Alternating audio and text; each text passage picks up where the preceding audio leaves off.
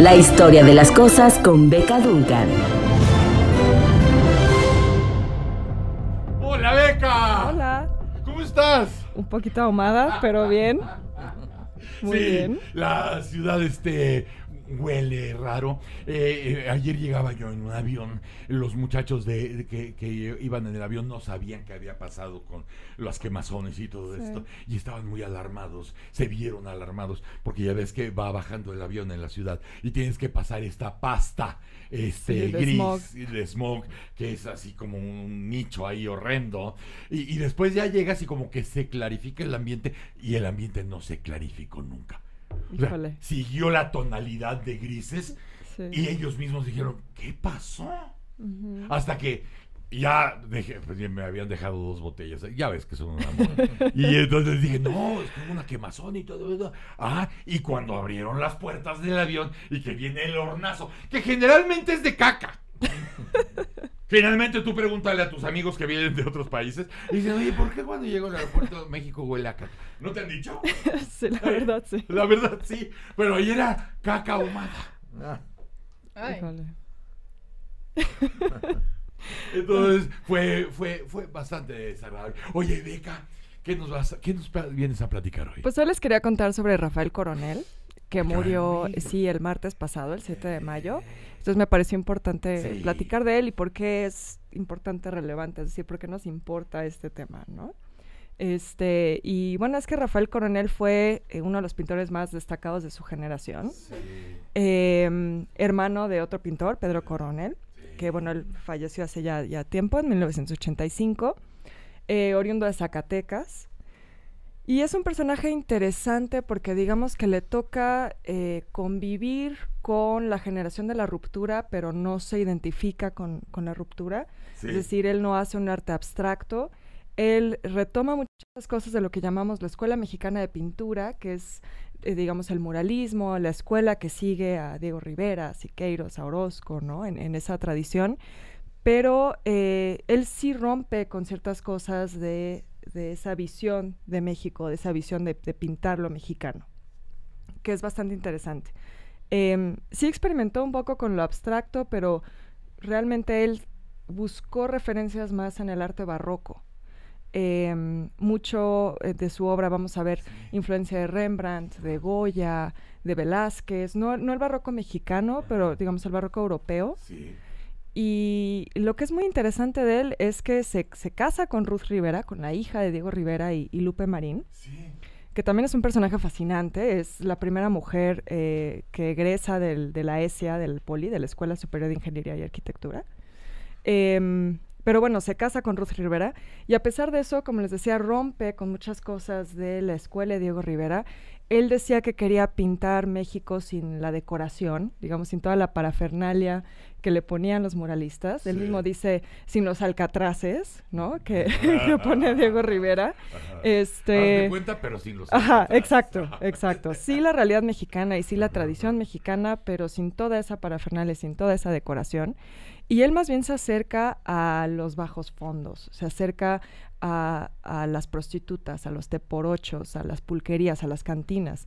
Él quiere pintar esa realidad de México. Ahorita que dijiste de su esposa, por fin me cae el 20 de la relación de ellos con los Kahlo. Exacto. Porque yo oía mucho por varios lados de esa relación, que no me lo explicaba yo pues como cuasi familiar, pero evidentemente sí. Sí, sin duda. De hecho, pues, por supuesto, el hijo de Rafael Coronel, Juan, pues es Juan Coronel Rivera, ¿no? O sea, es nieto de Diego Rivera. Porque estaba yo pensando en la relación con Billy Kahlo, con Cristina, y no asociaba yo hasta ahora que mencionas ese matrimonio. Claro, sí. Y Coronel también, Rafael, pues, trabajó en el taller de Diego Rivera. También. Entonces él, en lo que ahora es el Museo Casa Estudio, que era la casa y el estudio de Diego Rivera, ahí trabajó, estuvo un tiempo en su taller. Entonces sí había una relación muy, muy estrecha con ese mundo. ¿Tú subiste esa maravillosa foto de Siqueiros? Sí, ¿en Nueva York? En Nueva York, con Pollock. Sí. Que Pollock era parte del curso que daba Sí, Pollock fue su alumno. Sí. Fue alumno. Sí. Y imagínate, romper con esta asociación que llega a ser, no internacional, mundial. Esta forma de ver y de construir. Qué difícil es romper además con íconos mexicanos casi vivos, ¿no? Sí.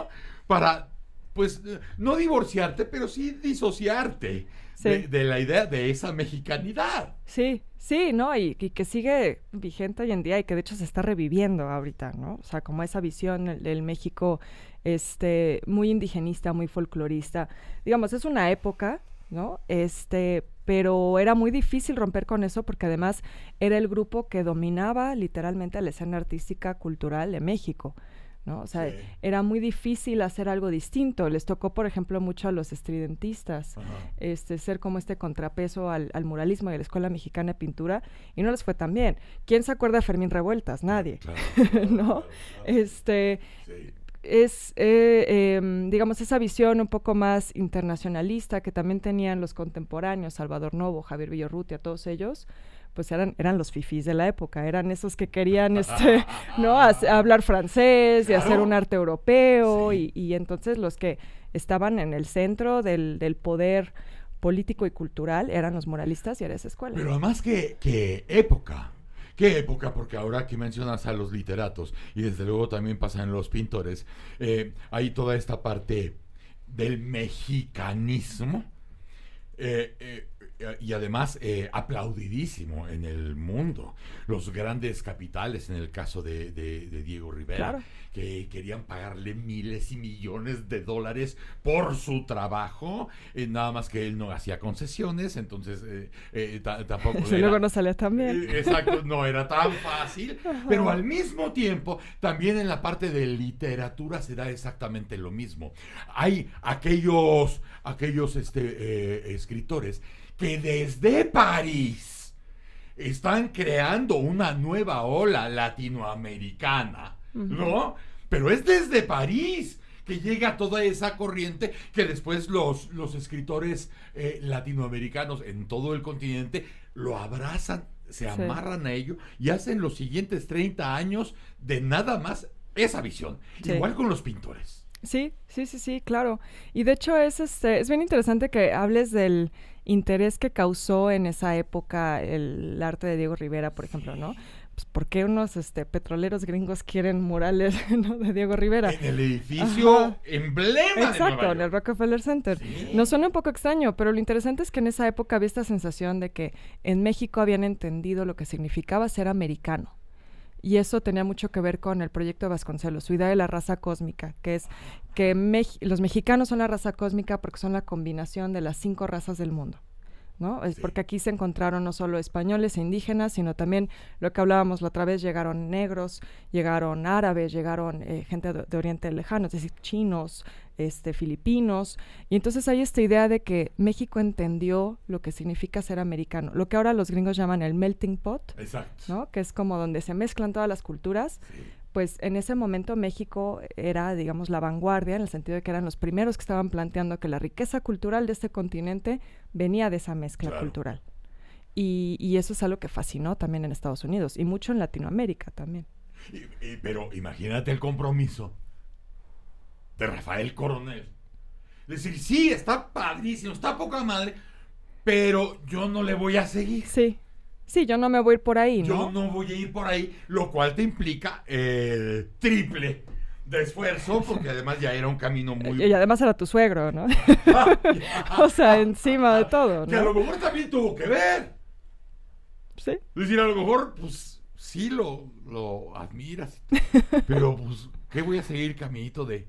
como si fuera yo un mantenido intelectual de mi suegro? Sí, no está fácil. Está muy cañón. Y más si sabes que tienes el talento para desarrollar proyecto, ¿no? Claro. Sí, en eso también es interesante que Rafael Coronel se acerca más a Orozco, en realidad. O sea, y muchos dicen que Orozco realmente era el papas fritas, era el chinguetas. Muchos dicen. Yo me inclino más a Siqueiros, pero podemos luego tener ese debate. Está padre, ¿no? Sí, claro. No, Orozco era increíble, ¿no? Orozco, además trajo como otros lenguajes plásticos, trajo otras ideas. Orozco estaba más cercano al expresionismo y eso es algo que a Coronel le interesa. Sí. Precisamente, si pensamos, por ejemplo, en los murales de Orozco en San Ildefonso, que pinta a las prostitutas, que pinta como de una forma muy grotesca, ¿no? Es esa herencia un poco como de Otto Dix, del expresionismo alemán, y eso es lo que a Coronel le interesa en realidad.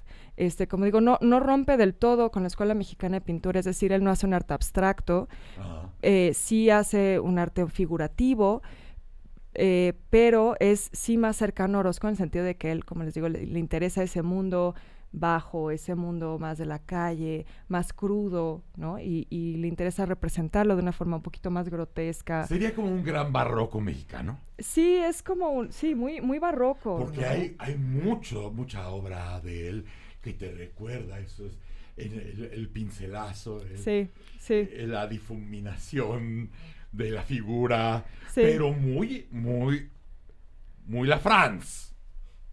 Sí, muy, incluso yo diría más con la influencia de Rembrandt, de Velázquez.